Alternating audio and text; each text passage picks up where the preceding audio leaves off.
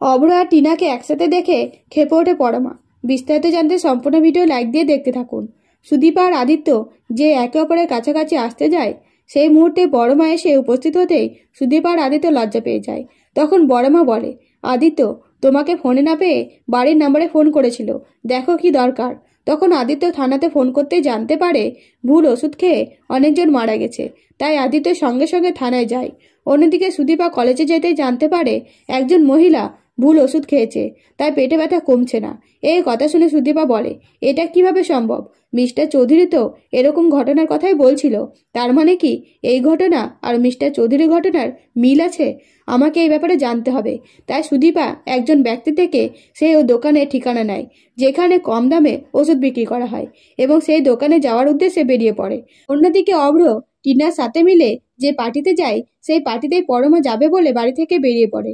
যদিও বা পরমা জানে না অভ্র কোনো পার্টিতে গেছে, তাই পরমা পার্টিতে পৌঁছে টিনা আর অভ্রকে পাশাপাশি দেখে কষ্ট পায় এবং দূর থেকে দাঁড়িয়ে অভ্র আর টিনার কথা শোনে।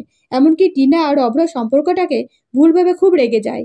আর সঙ্গে সঙ্গে পরমা অভ্রর সামনে যে অভ্রকে ভুলভাল কথা বলতে থাকলে অভ্র রেগে যায় আর আদিত্যর কথা তুলে পরমাকে চুপ করিয়ে দিয়ে টিনার পরিচয় দেয়। বলে যে টিনা আমার ছোটবেলার বন্ধু, বিয়ে করে বিদেশে চলে গেছিল, আজ ফিরেছে, তাই ওর সাথে এসেছিলাম।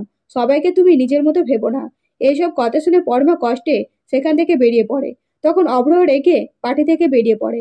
এদিকে সুদীপা ভুল ওষুধের রহস্য ভেদ করতে দোকানে যাবে বলে ঠিক করে। সাথে সাথে ওষুধের কৌটোটা নিয়ে ওষুধ পরীক্ষা নিরীক্ষা করতে শুরু করে।